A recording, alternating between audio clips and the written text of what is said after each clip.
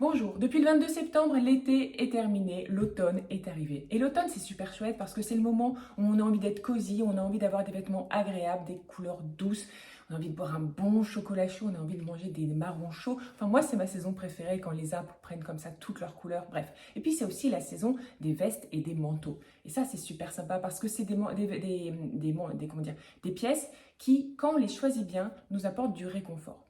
Alors pour les choisir, on peut juste se fier à ses goûts, et ça c'est très bien. Ou on peut aussi regarder ce qu'il se passe dans l'air du temps, ce qu'il se passe au niveau des tendances. Moi, je vais vous parler de quelques tendances liées au manteau pour l'automne-hiver 2024-2025. Première tendance, c'est la tendance classique twistée. Donc en fait, on a eu le quiet luxury, d'accord? On a eu ces manteaux très sages, issus d'une sorte de vieille aristocratie, de Cape Cod, quelque chose de limite ennuyeux, d'accord? Ennuyant. Et là, on va vers quelque chose en fait où on va twister ces classiques en fait. On va vers des classiques qui sont twistés par une sorte comment dire, d'inspiration, d'influence européenne, d'accord? Emily in Paris, c'est pas Emily in Cape Cod, d'accord? In Cape Cod, il se passe pas grand chose. Par contre, Emily in Paris, on a Paris, on a ce côté fantasy. Et bien en fait, on a ça, on a le classique américain qui arrive en Europe et donc il se prend un petit twist de fantaisie. Comment ça se passe? Ça se passe avec par exemple chez Gucci, le caban bleu marine, le truc classique par excellence, mais là qui est rebrodé avec des sequins, avec des choses qui miroitent. Donc on n'est plus du tout dans le classique, on est dans quelque chose de finalement légèrement extravagant, mais qui est patiné par cette image du caban. On a également chez Miu Miu, là manteau droit, vraiment le truc limite Wall Street, vous voyez, vraiment très sage, mais avec, comment dire, pimpé, avec des broches argentées un petit peu partout. Okay, donc là, on n'a plus du tout le truc sérieux, on a le côté, ok, je suis une working girl, mais ce matin, j'ai décidé que je serais une superwoman et je prends toutes les broches que j'ai dans ma boîte à bijoux et j'y vais. Et puis, on avait aussi c'était chez Ferragamo, je pense, ou Dries Van Noten, je sais plus. Peu importe, ce manteau, donc là, hyper par-dessus, limite par-dessus masculin, un peu trop grand, mais peint avec de la couleur, voilà, avec de l'or. Donc le côté, voilà, aussi, voilà, j'ai quelque chose de très classique, mais j'ai une impulsion artistique. Donc vous voyez, c'est ces manteaux-là qui font vraiment partie du lexique le plus universel, le plus intemporel possible. Caban, manteau droit, trois quarts, manteau 60s, par-dessus, qu'on prend et qu'on twist. Alors le problème en fait, le problème c'est que si on twist, si on achète des modèles déjà twistés, d'accord, donc avec un caban, voilà, avec des sequins, un par-dessus avec, je sais pas, voilà, peint sur le bas, etc.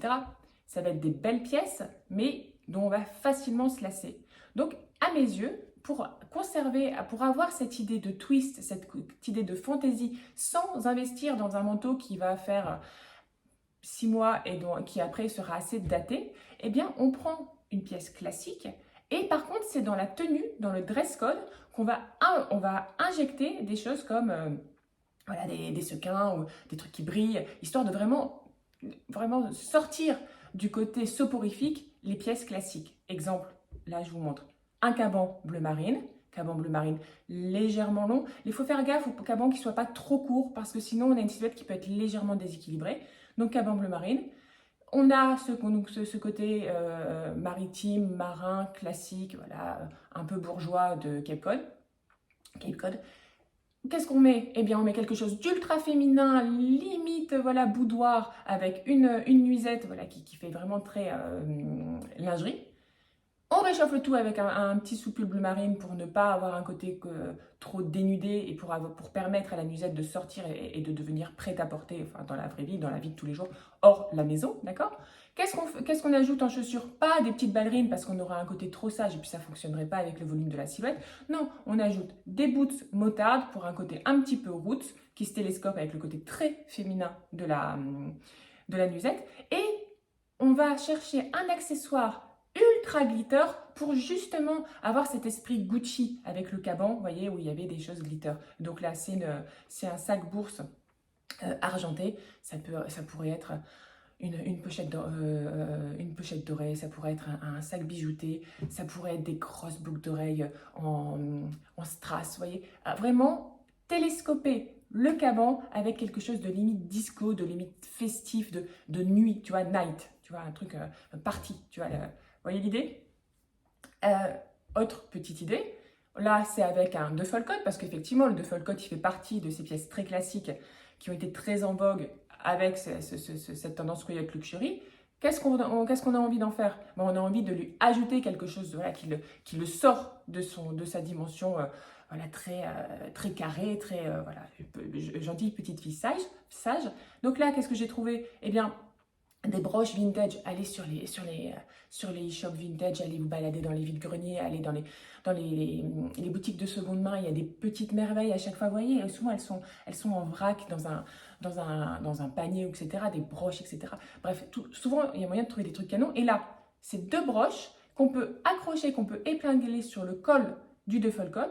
Donc là, on n'a plus du tout un duffel coat basique, même s'il n'est pas complètement basique, parce qu'il est bien coupé le duffel coat, mais on a quelque chose, voilà, le côté casual, le côté pragmatique, le côté voilà, outwear, avec quelque chose d'extrêmement sophistiqué qui fait un peu voilà, vieille Angleterre et qu'on ajoute là sur son col. Donc là, le duffel coat en lui-même devient quelque chose de fantaisie, de joyeux. Là, j'ai envie de le traiter en mode un petit peu 70s. Donc on trouve un pantalon en velours, une sorte de marron rosé, tu vois, qui va s'harmoniser très bien avec le beige du duffel coat. Au-dessus, un petit top rayé, pas un t-shirt, mais plutôt en maille, une maille limite un petit peu pull, histoire, voilà, parce qu'on est en automne, on n'est plus en été, qui va correspondre avec le vert des petites broches. Et là-dessus, on met des baskets blanches, et on est super bien, on a ce côté 70s, on a le côté twisté avec les broches, et on a voilà, le côté voilà, classique revisité. Ensuite, nous avons une deuxième tendance. Nous avons la tendance manteau en fausse fourrure. Ah oui, bah, ça fait quelques temps qu'elle est là, cette tendance manteau en fausse fourrure, mais là, elle est bien là. Elle est bien là, et alors c'est pas le petit manteau, genre le petit manteau court, voilà, qui arrive au niveau des hanches. Non, c'est le long manteau de cette tendance mob wife. Donc un peu, voilà, un peu femme de la mafia, un peu légèrement vulgaire, mais nous, on va pas le traiter en mode vulgaire, ça n'a aucun intérêt. Et on va plutôt, voilà, c'était chez Dolce Gabbana, alors là c'est pas vulgaire, là c'est très, voilà, un peu film noir, une élégante comme ça, 1920, un peu cet esprit-là, donc gros manteau opulent noir, pas facile à porter de manière quotidienne. On a une idée beaucoup plus sympathique chez Miu Miu avec ce mix marron-noir. Marron-noir, ça peut être dangereux, mais vu qu'on a une fourrure et qu'on a quelque chose d'un peu lustré, eh bien, on a de la lumière, donc on n'a pas deux aplats marron-noir, donc ça fonctionne très bien. Là, on a quelque chose qui n'est pas non plus hyper facile à porter, parce que le jeu de longueur, je trouve qu'il n'est pas très saillant là, mais on a quand même quelque chose de plus prêt à porter. Bon, après, on a Balenciaga qui nous sort une sorte de serpillère de doudou, en fait, une sorte, voilà, le doudou qui a été passé 1 milliard de fois à la machine, vois, et on le ressort, il est essoré, il est immonde. On le garde parce qu'il fait très plaisir à notre enfant de 4 ans, mais là, ce genre de manteau, en fait, il ne va pas faire plaisir à notre enfant de 4 ans, il va juste lui faire très peur. On n'y pense plus, on oublie Balenciaga, d'accord? De manière générale, on peut oublier Balenciaga en ce moment. Mais c'était pour vous montrer qu'on a quand même cette tendance qui se répercute sur pas mal de défilés, et des défilés importants de la fausse fourrure et des manteaux longs. Donc, de manière générale, pourquoi la fausse fourrure est vraiment en vogue ces temps-ci? Parce qu'on a une sorte, comment dire, vous voyez, avant la vraie fourrure c'était un signe de richesse, c'était un synonyme de luxe, et c'était très prisé, d'accord? Ceux qui portaient de la fausse fourrure, c'était impensable, c'était mal vu, c'était le truc bas de gamme, d'accord? Il fallait porter de la vraie fourrure. Aujourd'hui, c'est l'inverse. Les choses s'inversent, c'est-à-dire qu'aujourd'hui, porter de la vraie fourrure, c'est très mal vu, et porter de la fausse fourrure, c'est fun, tout le monde le fait, les designers s'en emparent, etc. C'est devenu hype. C'est comme par exemple, manger de la viande aujourd'hui, quand tu dis que tu manges de la viande, les gens disent « Ah ouais, Pour plein de raisons, ils ne trouvent pas ça chouette. Mais, donc, ils ont trouvé une idée, ils ont fait des steaks de soja. Ils n'appellent pas pain de soja, etc. Non, ils reprennent steak. Ce que je veux dire, c'est qu'on fait des fausses fourrures qui ressemblent à de la vraie fourrure, on fait des steaks qui ressemblent à de la viande, mais qui n'en sont pas. Pareil avec la cigarette. On va appeler une cigarette électronique, le truc vapo, là, je sais pas quoi. Ils auraient pu appeler ça autrement. Non, en fait, l'idée, c'est de conserver un usage qui nous était familier ou, en fait, qu'on aimait bien et en trouver une version plus cool pour la planète, plus safe pour la santé, etc., etc. Donc, la fausse fourrure s'ancre vraiment dans ce truc-là de développer des produits qui ressemblent à quelque chose qu'on utilisait avant, mais qui n'était pas forcément au top, et qu'on décline de mieux en mieux dans des versions de plus en plus acceptables. Bref, donc la fausse fourrure, elle s'ancre là-dedans. Comment nous, on la porte? Alors, à mes yeux, on ne la porte pas en mode mob wife, c'est-à-dire en mode avec les bijoux, les grosses lunettes, etc. Non, non, non, non. En fait, on va essayer de prendre dans la fausse fourrure le côté vraiment cosy, le côté cocon. Où on va comme si en fait on avait une sorte voilà, de peluche portative. Et donc c'est vraiment cette idée d'avoir quelque chose qui nous fait du bien, où on adore se glisser dedans. Et ça peut être long, ça peut être opulent. À condition, voilà, quand même que la fausse fourrure soit de bonne qualité, qu'on n'ait pas une sorte de truc un peu rêche ou un peu trop brillant, d'accord? Il faut vraiment toujours que la fausse fourrure soit douce, comme un beau doudou, comme une belle peluche, comme un beau nounours. Là, par exemple, là, on a une fausse fourrure qui est opulente, dans laquelle on va adorer se glisser les matins de décembre ou les matins de janvier où il fera très froid. Comment on la porte? À mes yeux, ça, on peut vraiment le mixer avec un esprit 70s, donc une blouse en dentelle, un jean un peu large même un peu large sur la cuisse, 70s avec une dimension masculine, mocassin marron qui joue avec le marron du manteau marron, ouais, du manteau chocolat. Et on ajoute un bonnet couleur beurre frais pour se marier parfaitement avec le marron du manteau et apporter un petit peu de douceur. Vous voyez, 70s masculin, doux et en même temps opulent. Et donc ça, moi, ce look, je l'aime beaucoup. J'aime bien. Après, autre idée, plus dans un esprit Miu Miu. Donc là, on a un manteau qui fait un peu penser à ceux que de chez Max Mara, mais en moins cher. Ça reste toujours cher, mais bon. Donc là, on a vraiment plus un peu l'âge nounours. Comment on le twist, qu'est-ce qu'on associe avec ce manteau? Moi, je suis jamais dans un esprit trop féminin avec la fourrure parce que ça peut vite faire trop premier degré. À mes yeux, là, on prend une chemise à rayures, un petit peu dans l'esprit banquier, un slim, et oui, de temps en temps, le slim, ça fait du bien. Là, pourquoi je trouve que le slim est intéressant? Parce qu'il va contraster avec le volume du manteau. On roulotte sur la cheville, évidemment, on laisse toujours la malléole apparaître ou la soquette, comme vous voulez, ou une soquette translucide plus petit. Des mocassins ou derbies, comme vous voulez, marron pareil pour jouer avec le marron du manteau. Et là-dessus, vu qu'on a quand même quelque chose d'assez masculin, on prend des boucles d'oreilles pas trop classiques, vous voyez, ça c'est Alighieri, pas trop classiques, asymétriques, mais on a une touche de doré qui booste l'ensemble. Et là, c'est les deux looks dont je vous ai parlé. Eh bien, on a des manteaux de fausse fourrure qui font pas too much parce qu'on a des looks qui sont faciles en fait, qui sont pas too much. Voilà. On a aussi la tendance qui met en valeur deux vestes à outwear, deux vestes pragmatiques, deux vestes utilitaires. D'un côté, la veste Balmoral, très famille royale très famille royale britannique. Donc c'est la veste Barbour, d'accord, la grille Barbour, de toute façon elle est fournisseur officiel de la famille royale, c'est pour vous dire. Donc on a cette veste-là qui a été reprise chez Miu Miu. Ils n'ont pas fait une collaboration avec Barbour, hein, mais ils ont repris tous les codes tous les codes Barbour. Et on a aussi le côté la Détroit Jacket de chez Carhartt, où là aussi, on l'a vu chez Isabelle Marant, où on a repris les codes de cette veste-là. Mais elle n'a pas non plus fait une collab avec Carhartt. Donc on a ces deux vestes, vraiment fortement dans l'air du temps. Il y a les marques qui développent un esprit très Barbour, il y en a qui développent un esprit très Carhartt, et puis il y a celles qui fusionnent un petit peu les deux. À mes yeux, il faut ou on a un Barbour et c'est très bien, ou on a une veste une veste Détroit et c'est très bien. Ou alors, on peut effectivement, n'allez pas vers une pure copie de ces vestes-là, c'est un peu dommage, aller plutôt vers des modèles qui s'amusent en fait avec les codes et qui vont prendre un petit peu de l'un, un petit peu de l'autre, qui vont changer le col, qui vont pas mettre le... Vous voyez, autant s'amuser. Et puis, il faut surtout s'amuser et essayer de les porter, pas forcément d'une manière comme on peut imaginer la reine d'Angleterre quand elle est en balade à Balmoral, ou comme ah, c'était quel acteur là dans moi je sais plus.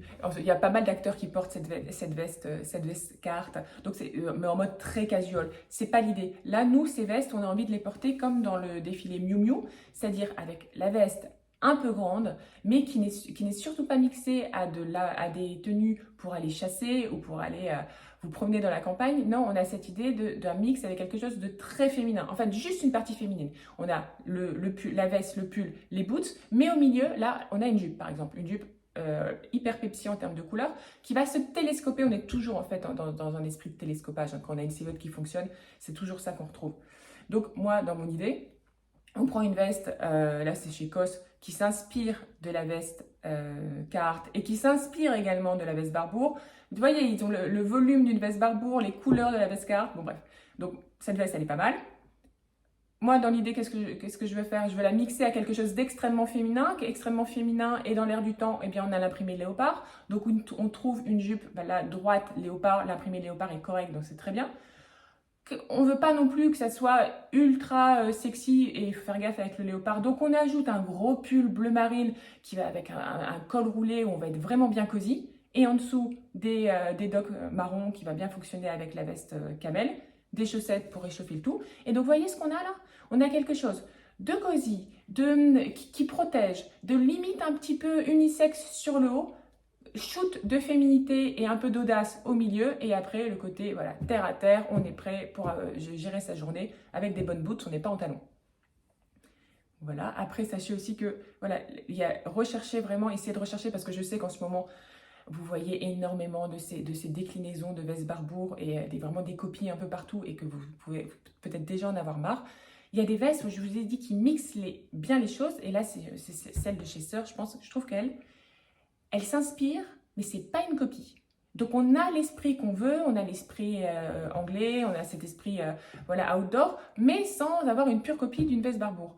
Donc ça, moi je trouve ça toujours intéressant d'avoir des modèles qui ont comment dire, où il y a un peu plus de créativité. Après, on a aussi les capes. Alors, les capes. Les capes, c'est pas facile. Déjà, c'est pas facile de trouver une jolie cape. Et c'est pas facile de les porter. D'accord? Donc, là, c'était une sorte de cape poncho chez Zara, je pense. Kaki, parfait pour actuellement, parce que le kaki, ça fait partie des couleurs hyper présentes cette saison. Qu'on drape, donc ça fonctionne très bien avec des tenues bleu marine, avec des tenues marron, avec des tenues noires. On essaie de rehausser le tout, là elle n'a pas rehaussé du tout, mais avec un accessoire pastel ou un accessoire fluo. Après, il y avait ce petit poncho aussi là qui était chez Zara aussi, ah oui c'était la fille de Cindy Crawford qui le portait, qui est pas mal. Moi j'aime bien cet esprit, en fait on a donc poncho, cap, et en plus là on a un mix avec Barbour, donc c'est vraiment un concentré de tendance.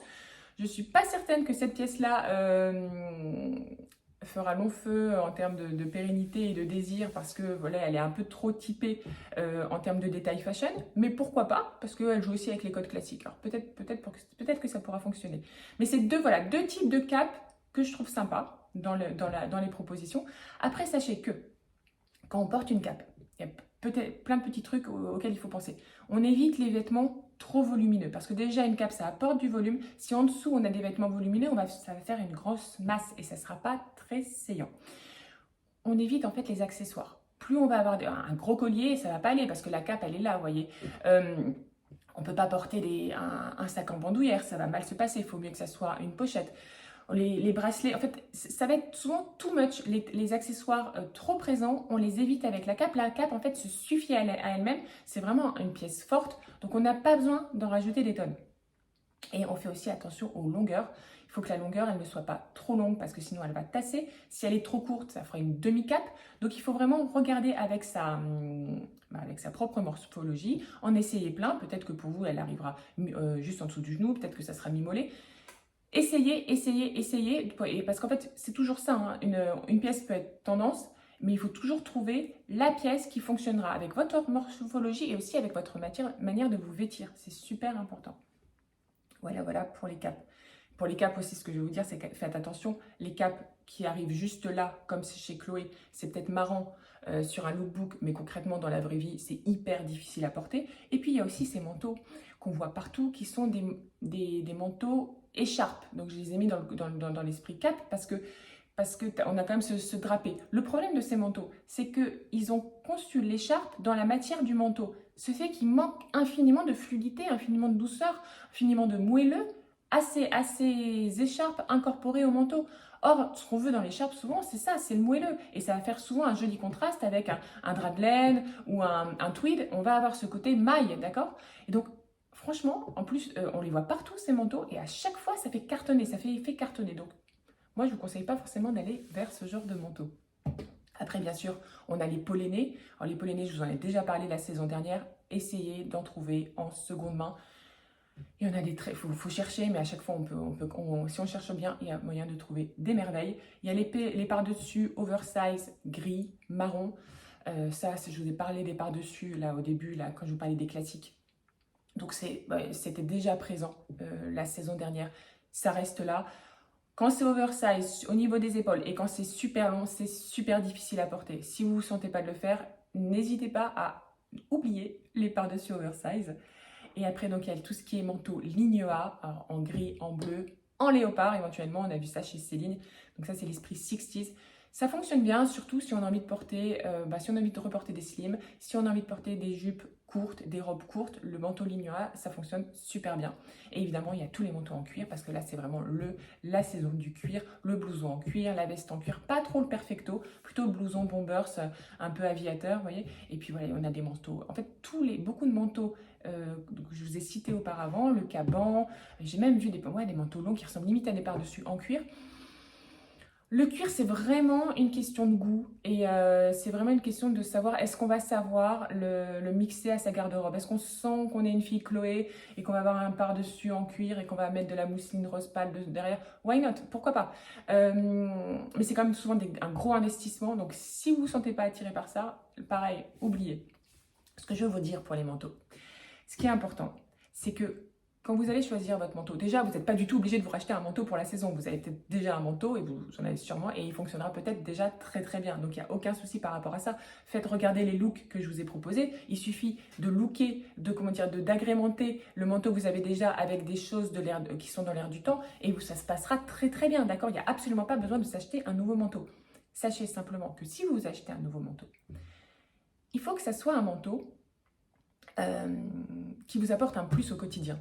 Et moi, j'aime bien quand on s'achète une nouvelle pièce, et surtout une pièce comme ça qu'on va porter quasiment tous les jours, que ce soit une pièce qui nous raconte une histoire, que ce soit une pièce qui nous donne envie d'être quelqu'un, pas quelqu'un d'autre, parce qu'on reste soi, mais par exemple, est-ce qu'on va avoir, on a envie d'être une bourgeoise anglaise, est-ce qu'on a envie d'être une copine de Margot Tenenbaum, est-ce qu'on a envie de souffler le chaud et le froid en mettant un manteau très grand en fait qui exalte notre fragilité. Vous voyez, il faut penser des histoires autour des vêtements. Et quand on a un manteau comme ça qui direct, on se projette dedans et on s'imagine une sorte d'histoire d'héroïne de cinéma et qu'on peut se raconter notre propre histoire à partir de ce manteau, il y a de bonnes choses pour que le manteau il apporte vraiment un plus à l'allure. D'accord? Voilà, passez une super journée. Ciao!